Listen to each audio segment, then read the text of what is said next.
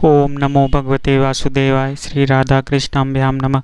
श्री गणेशाय नमः। श्रीमद्भागवत महापुराण का द्वितीय स्कंद तीसरा और चौथा अध्याय आज सुनेंगे। तीसरा अध्याय में है कामनाओं के अनुसार विभिन्न देवताओं की उपासना तथा भगवत भक्ति के प्राधान्य का निरूपण, और चौथा अध्याय में है राजा का सृष्टि विनायक प्रश्न और सुखदेव जी का आरंभ। चलिए स्टार्ट करते हैं। तीसरा अध्याय कामनाओं के अनुसार विभिन्न देवताओं की उपासना तथा भगवत भक्ति के प्राधान्य का निरूपण। श्री सुखदेव जी ने कहा, परीक्षित, तुमने मुझसे जो पूछा था कि मरते समय बुद्धिमान मनुष्य को क्या करना चाहिए, उसका उत्तर मैंने दे दिया। जो ब्रह्म तेज का इच्छुक हो वह बृहस्पति जी से इंद्रियों की विशेष शक्ति की कामना हो वह इंद्र की, और जिसे संतान की लालसा हो वह प्रजापतियों की उपासना करे।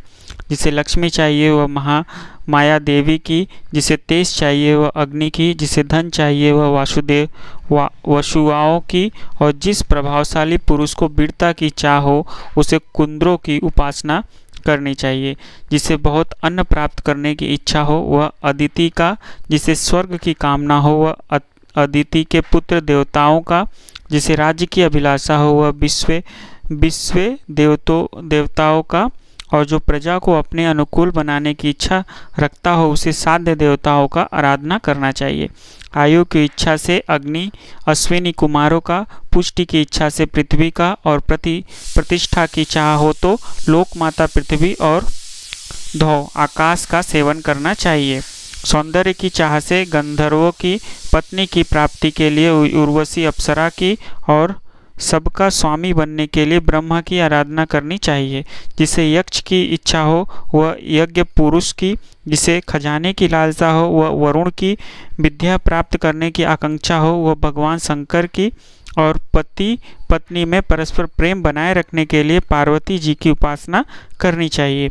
धर्म उपार्जन करने के लिए विष्णु भगवान की, वंश परंपरा की रक्षा के लिए पितरों की, बाधाओं से बचने के लिए यक्षों की, और बलवान होने के लिए मरुंद गणों की आराधना करनी चाहिए। राज्य के लिए मनवंतरों के अधिपति देवताओं को, अभिचार के लिए निरीतिकों को, भोगों के लिए चंद्रमा को, और निष्कामता प्राप्त करने के लिए परम पुरुष नारायण को भजना चाहिए। और जो बुद्धिमान पुरुष है वह चाहे निष्काम हो, समस्त कामनाओं से युक्त हो अथवा मोक्ष चाहता हो, उसे तो तीव्र भक्ति योग के द्वारा केवल पुरुषोत्तम भगवान की आराधना करनी चाहिए। जितने भी उपासक हैं उनका सबसे बड़ा हित इसी में है कि वे भगवान के प्रेमी भक्तों का संग करके भगवान में अविचल प्रेम प्राप्त कर ले।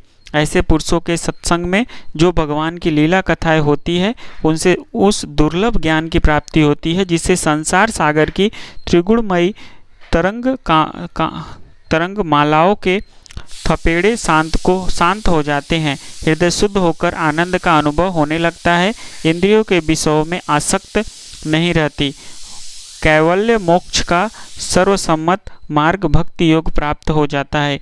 भगवान की ऐसी रसमयी कथाओं का चस्का लग जाने पर भला कौन ऐसा है जो उनमें प्रेम न करे।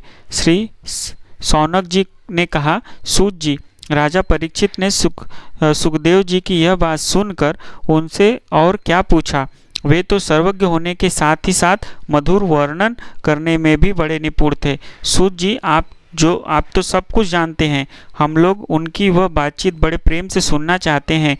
आप कृपया करके अवश्य सुनाइए, क्योंकि संतों की सभा में ऐसी ही बातें होती है जिनका पर्यवसन भगवान की रसमय लीला कथा में ही होता है।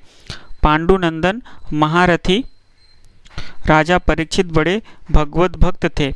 बालावस्था में खिलौनों से खेलते समय भी वे श्री कृष्ण लीला का ही रस लेते थे। भगवान में श्री सुखदेव जी भी जन्म से ही भगवत परायण है। ऐसे संतों के सत्संग में भगवान के मंगलमय गुणों की दिव्य चर्चा अवश्य ही हुई होगी, जिसका समय भगवान श्री कृष्ण के गुणों के गान अथवा श्रवण में व्यतीत हो रहा है। उसके अतिरिक्त सभी मनुष्यों की आयु व्यर्थ जा रही है। ये भगवान सूर्य दिन अपने हृदय और अस्त में उनकी आयु छीनते जा रहे हैं। क्या वृक्ष नहीं जीते? क्या लुहार की धौन की सांस नहीं लेती?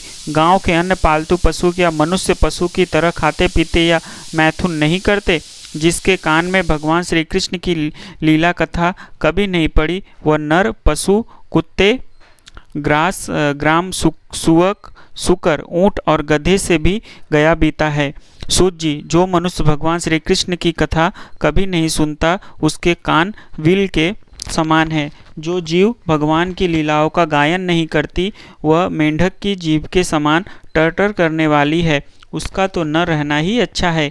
जो सिर कभी भगवान श्री कृष्ण के चरणों में नहीं झुकता, वह रेशमी वस्त्र से सुसज्जित और मुकुट से युक्त होने पर भी बोझा मात्र ही है। जो हाथ भगवान की सेवा पूजा नहीं करते, वे सोने के कंगन से भूषित होने पर भी मुर्दे के हाथ है। जो आंखें भगवान की याद दिलाने वाली मूर्ति, तीर्थ, नदी आदि का दर्शन नहीं करती, वे मोरों की पांख में बने हुए आँखों के चिन्ह के समान निरर्थक है। वे पैर चलने की शक्ति रखने पर भी न चलने वाले पेड़ों जैसे ही है, जो भगवान की लीलाओं की यात्रा नहीं करते।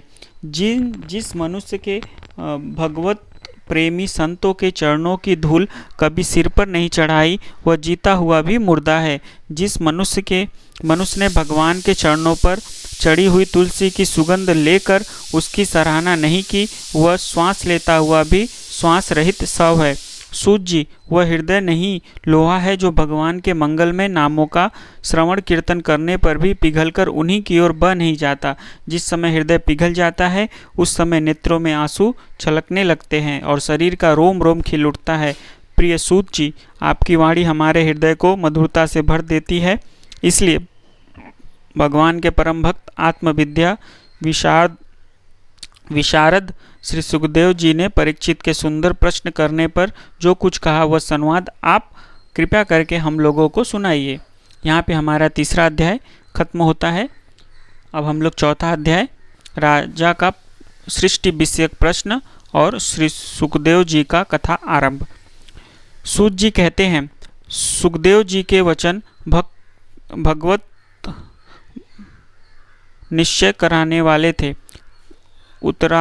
उत्तरानंदन राजा परीक्षित उन्हें सुनकर अपनी शुद्ध बुद्धि भगवान श्री कृष्ण के चरणों में अनन्य भाव से समर्पित कर दी। शरीर, पत्नी, पुत्र, महल, पशु, धन, भाई बंधु और निष्कंटक राज्य में नित्य के और अभ्यास के कारण उनकी दृढ़ ममता हो गई थी। एक क्षण में ही उन्होंने उस माता का त्याग कर दिया। सौनक आदि ऋषियों, महानस्वी परीक्षित ने अपनी मृत्यु का निश्चित समय जान लिया था। इसलिए उन्होंने धर्म, अर्थ और काम से संबंध रखने वाले जितने भी कर्म थे, उनका संन्यास कर दिया। उसके बाद भगवान श्री कृष्ण में सुदृढ़ आत्मभाव को प्राप्त होकर बड़ी श्रद्धा से भगवान श्री कृष्ण की महिमा सुनने के लिए उन्होंने श्री सुखदेव जी से यही प्रश्न किया जिसे आप लोग मुझसे पूछ रहे हैं। परीक्षित ने पूछा,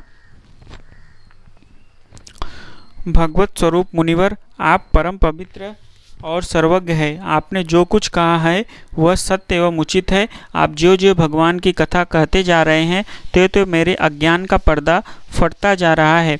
मैं आपसे फिर भी यह जानना चाहता हूँ कि भगवान अपनी माया से इस संसार की सृष्टि कैसे करते हैं। इस संसार की रचना तो इतनी रहस्यमयी है कि ब्रह्मा आदि समर्थ लोकपाल भी इसमें इनके समझने में भूल कर बैठते हैं। भगवान कैसे इस विश्व की रक्षा और फिर संहार करते हैं। अनंत शक्ति परमात्मा किन किन शक्तियों का आश्रय लेकर अपने आप को ही खिलौने बनाकर खेलते हैं। वे बच्चों के बनाए हुए घरौंदों की तरह ब्रह्मा को कैसे बनाते हैं और फिर किस प्रकार बात ही बात में मिटा देते हैं। भगवान श्री हरि की लीलाएं बड़ी ही अद्भुत अचिंत्य है, जिसके संदेह नहीं है कि बड़े बड़े विद्वानों के लिए भी उनकी लीला का रहस्य समझना अत्यंत कठिन प्रतीत होता है। भगवान तो अकेले ही हैं। वे बहुत से कर्म करने के लिए पुरुष रूप से प्रकृति के विभिन्न गुणों को एक साथ ही धारण करते हैं अथवा अनेकों अवतार ग्रहण करके उन्हें क्रमशः धारण करते हैं। मुनिवर, आप वेद और ब्रह्म तत्व दोनों के पूर्ण मर्मज्ञ है, इसलिए मेरे इस संदेह का निवारण कीजिए। सूत जी कहते हैं, जब राजा परीक्षित ने भगवान के गुणों का वर्णन करने के लिए उनसे इस प्रकार प्रार्थना की, तब श्री सुखदेव जी ने भगवान श्री कृष्ण का बार बार स्मरण करके अपना प्रवचन आरंभ किया। श्री सुखदेव जी ने कहा, उन पुरुषोत्तम भगवान के चरण कमलों में मेरे कोटि कोटि प्रणाम है, जो संसार की उत्पत्ति, स्थिति और प्रलय की लीला करने के लिए सत्व, रज तथा तमोगुण रूप तीन शक्तियों को स्वीकार कर ब्रह्मा, विष्णु और शंकर का रूप धारण करते हैं, जो समस्त चर अचर प्राणियों के हृदय में अंतर्यामी रूप से विराजमान है, जिनका स्वरूप और उनकी उपलब्धि का मार्ग बुद्धि के विषयक नहीं है, जो स्वयं अनंत है तथा जिनकी महिमा भी अनंत है। हम पुनः बार बार उनके चरणों में नमस्कार करते हैं, जो सत्य पुरुषों का दुख मिटाकर उन्हें अपने प्रेम का दान करते हैं, दुष्टों की सांसारिक बढ़ती रोक कर उन्हें मुक्ति देते हैं तथा जो लोग परमहंस आश्रम में स्थित है उन्हें उनकी भी अविष्ट वस्तु का दान करते हैं। क्योंकि चर अचर समस्त प्राणी उन्हीं की मूर्ति है, इसलिए किसी से भी उनका पक्षपात नहीं है। जो बड़े ही भक्त वत्सल है और हठपूर्वक भक्तिहीन साधक करने वाले लोग जिनकी छाया भी नहीं छू सकते, जिनके समान भी किसी का ऐश्वर्य नहीं है, फिर उससे अधिक तो हो ही कैसे सकता है। तथा ऐसे ऐश्वर्य से युक्त होकर जो निरंतर ब्रह्मरूप अपने धाम में विहार करते रहते हैं, उस भगवान श्री कृष्ण को मैं बार बार नमस्कार करता हूँ, जिसका कीर्तन, स्मरण, दर्शन, वंदन, श्रवण और पूजन जीवों के पापों को तत्काल नष्ट कर देता है। उन पुण्य कीर्ति भगवान श्री कृष्ण को बार बार नमस्कार है। विवेकी पुरुष जिनके चरण कमलों की शरण लेकर अपने हृदय से इस लोक और परलोक की आसक्ति निकाल डालते हैं और बिना किसी परिश्रम के ही ब्रह्म पद को प्राप्त कर लेते हैं, उन मंगलमय कीर्ति वाले भगवान श्री कृष्ण को बार बार नमस्कार है। बड़े बड़े तपस्वी, दानी, यशस्वी, मानस्वी, सदाचारी और मंत्रवेत्ता जयतक अपनी साधनाओं को तथा अपने आप को उनके चरणों में समर्पित नहीं कर देते, तब तक उन्हें कल्याणी की प्राप्ति नहीं होती। जिनके प्रति आत्मसमर्पण की ऐसी महिमा है, उन कल्याणमयी कीर्ति वाले भगवान को बार बार नमस्कार है। किरात, हूण, आंध्र, पुलिंद, पुलकस, आभीर, कंग, यवन और खस आदि नीच जातियाँ तथा दूसरे पापी जिनके शरणागत भक्तों की शरण ग्रहण करने से ही पवित्र हो जाते हैं, उस सर्वशक्तिमान भगवान को बार बार नमस्कार है। वे ही महान ज्ञानियों के आत्मा है, भक्तों के स्वामी हैं, कर्मकांडियों के लिए वेद मूर्ति हैं, धार्मिकों के लिए धर्म मूर्ति हैं और तपस्वियों के लिए तप स्वरूप है। ब्रह्मा, शंकर आदि बड़े बड़े देवता भी अपने शुद्ध हृदय से उनके स्वरूप का चिंतन करते हैं और आश्चर्यचकित होकर देखते रहते हैं।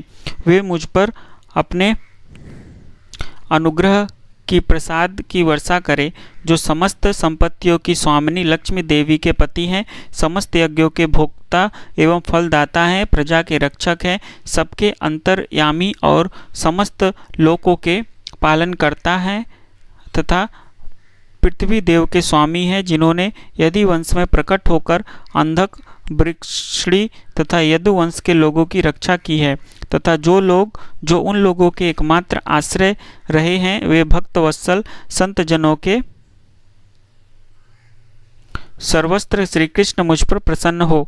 विद्वान पुरुष जिनके चरण कमलों के चिंतन रूप समाधि से शुद्ध हुई बुद्धि के द्वारा आत्म तत्व का साक्षात्कार करते हैं तथा उनके दर्शन के अनंतर अपनी अपनी मति और रुचि के अनुसार जिनके स्वरूप का वर्णन करते रहते हैं, वे प्रेम और मुक्ति के लुटाने वाले भगवान श्री कृष्ण मुझ पर प्रसन्न हो, जिन्होंने सृष्टि के समय ब्रह्मा के हृदय में पूर्व कल्प की स्मृति जागृत करने के लिए ज्ञान की अधिष्ठात्री देवी को प्रेरित किया और वे अपने अंगों के सहित देवों के रूप में उनके मुख से प्रकट हुई। वे ज्ञान के मूल कारण भगवान मुझ पर कृपा करें, मेरे हृदय में प्रकट हो। भगवान ही पंच महाभूतों में से इन शरीरों का निर्माण करके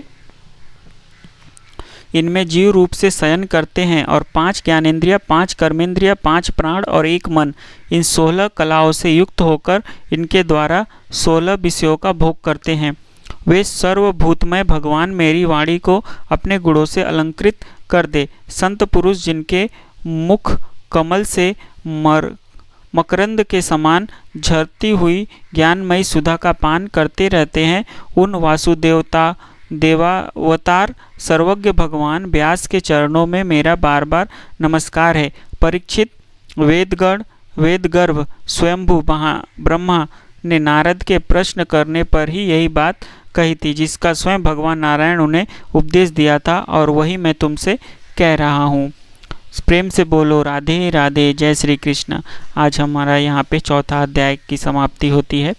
इसके बाद हम लोग 5वां अध्याय सृष्टि वर्णन और 6ठा अध्याय विराट स्वरूप की विभूतियों का वर्णन को सुनेंगे, जो कि नेक्स्ट वीडियो में होगा।